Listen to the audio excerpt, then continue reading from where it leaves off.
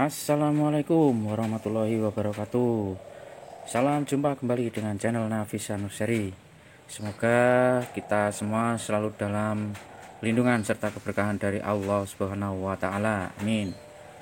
Sahabat Nafisa Nursery, hari ini saya akan berbagi pengalaman dari Nafisa Nursery ya, yaitu agar aglonema cepat beranak.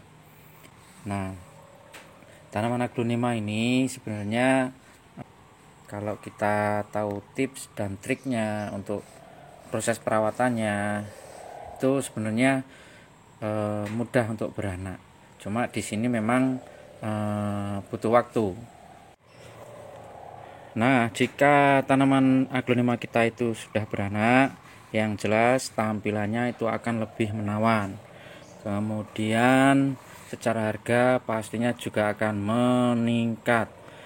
Dan yang selanjutnya, salah satu beranaknya aglonema ini adalah cara termudah untuk memperbanyak aglonema. Artinya kalau aglonema itu kita sudah beranak, nah itu kita misalkan mau memperbanyaknya tinggal split dan split aja ya. Nah, resikonya itu untuk split aglonema dari anakan atau dari pecah itu paling kecil dibandingkan dengan mencacah ataupun yang lainnya. Oke, langsung saja kita bahas satu persatu tips agar aglonema cepat beranak ala Nafisa Nursery ya. Nah, yang pertama itu adalah batang aglonema yang akan kita proses untuk segera diperanakkan itu harus sudah keras ya, artinya sudah panjang. Nah, ini jadi kayak ini sudah, ini alode ya. Nah, seperti ini. Jadi batangnya itu sudah lumayan panjang ya, minimal saya pikir sekitar 3 cm. Ini juga, ini kemarin baru saya proses kurang lebih 1 bulan ya. Nah, ini batangnya sudah panjang. Nah, dari tips yang saya praktekkan ini saya perlakukan di indukan Big Papa ini ya. Hasilnya kurang lebih 1 bulan nih ya. Nah, ini sudah mulai muncul jarum ya. Kemudian di sini juga mulai ada inisiasi. Nah, ini jarumnya ya. Nah, sudah kelihatan seperti itu. Nah, tips yang kedua yaitu media tanam itu harus subur dan gembur. Nah, artinya subur itu nutrisi harus tercukupi. Jadi kalau saran saya untuk pemakaian medianya itu memang kalau kita misalkan mau memproses aglonema, mau diproses peranakan, itu kita harus memakai media khusus ya. Nah, saran saya jangan lupa memakai pupuk kandang yang sudah difermentasi. Itu perbandingannya diperbanyak sedikit ya. Kalau misalkan saya biasanya menyarankan untuk pemakaian medianya itu perbandingannya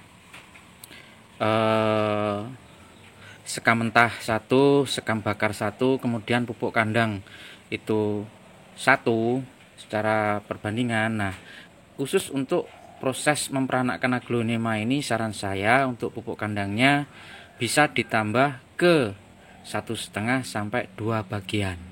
Jadi agak lebih banyak ya, karena memang untuk proses mengeluarkan tunas itu butuh nutrisi yang lebih banyak atau nutrisi yang ekstra ya. Kemudian tips yang ketiga, gunakan ukuran pot yang lebih kecil. Artinya kalau kita mau memperanakkan aglonema itu potnya harus kita ganti. Seperti ini yang saya perhatikan nih ya.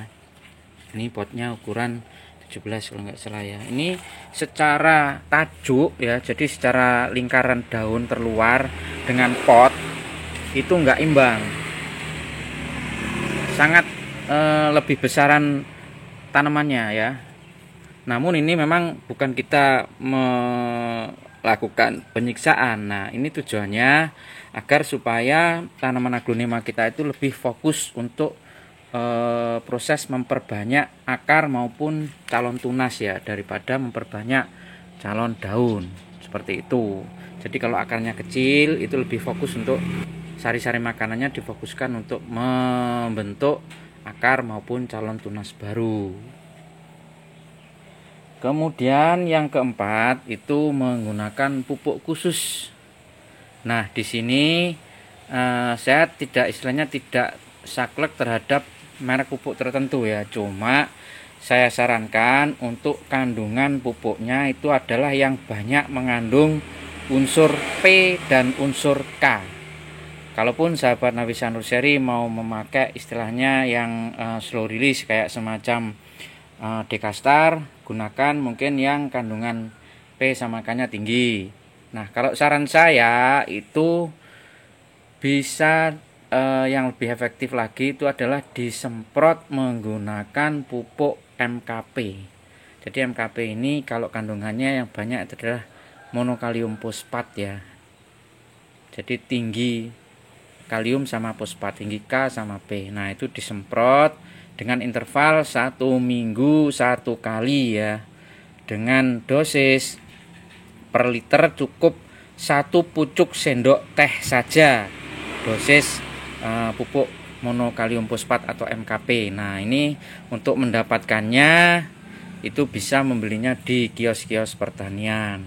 Nah, tips yang kelima adalah rutin menggunakan pupuk B1 dan ACB atau air cucian beras ya. Nah, saya selalu menggunakan pupuk B1 yang Liquinox ya, yang warna kuning. Ini kalau dari labelnya ini made in USA. Nah, dosisnya berapa? Dosisnya itu untuk 1 liter air itu ditambah dengan B1 Liquinox ini 1 tutup dalam ya, atau kurang lebih setengah sendok teh kalau misalkan pakai takaran sendok teh ya. Nah, fungsi dari pupuk B1 ini yang saya tahu adalah untuk mengurangi stres, merangsang perakaran, dan istilahnya menjaga vitalitas tanaman ya.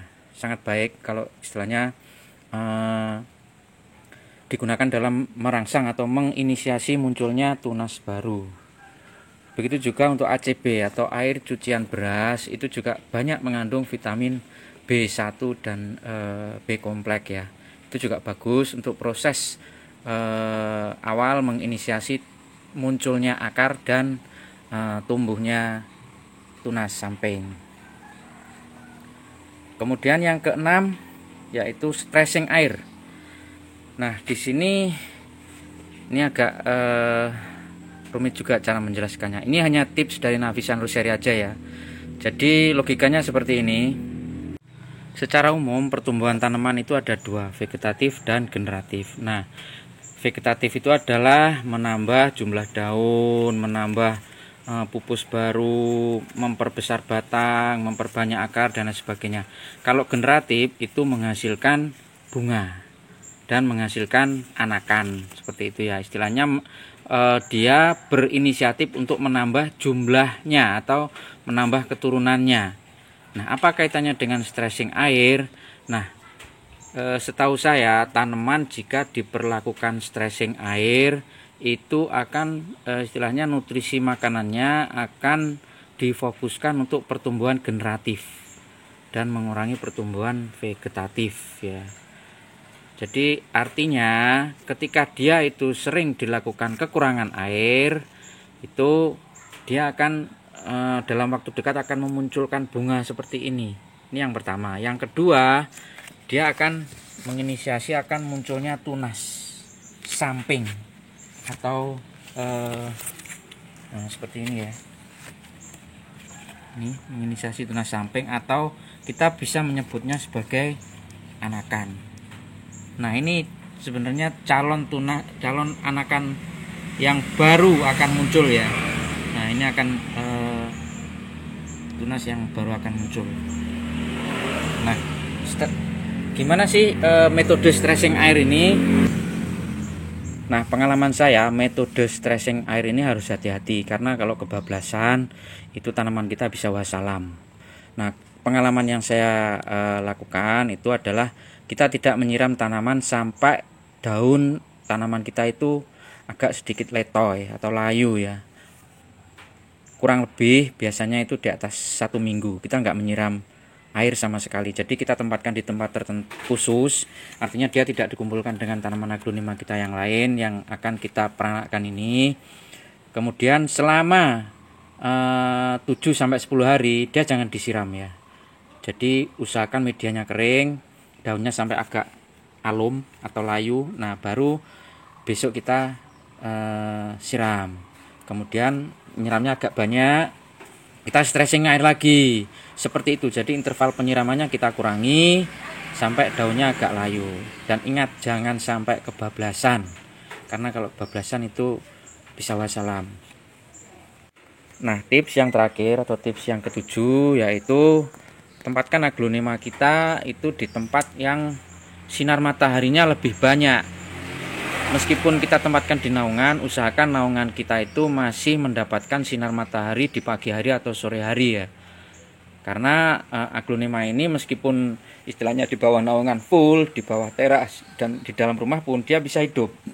Tapi kalau untuk merangsang tumbuhnya tunas atau anakan, itu kalau kurang sinar matahari, menurut hemat saya itu bisa lebih lama. Seperti itu. Jadi saran saya, kalau misalkan memang ditempatkan di dalam ruangan, ya kita harus rajin-rajin untuk mengeluarkannya. Mungkin bisa setiap hari atau 2 hari sekali. Kalau memang aglonema kita itu diproses untuk mau diperanakkan atau ditunaskan, seperti itu. Mungkin itu tips dari Nafisa Nurseri yang bisa saya share di sini. Semoga video ini bermanfaat ya. Oh ya, terima kasih untuk para subscriber yang selalu menonton video Nafisa Nurseri. Berkat Anda juga channel kami itu semakin berkembang. Bagi yang belum subscribe, jangan lupa untuk mensubscribe channel ini ya, agar kami semakin semangat untuk menampilkan atau menyajikan konten-konten baru yang lebih produktif, yang lebih istilahnya bermanfaat ya. Oke, saya akhiri. Wassalamualaikum warahmatullahi wabarakatuh.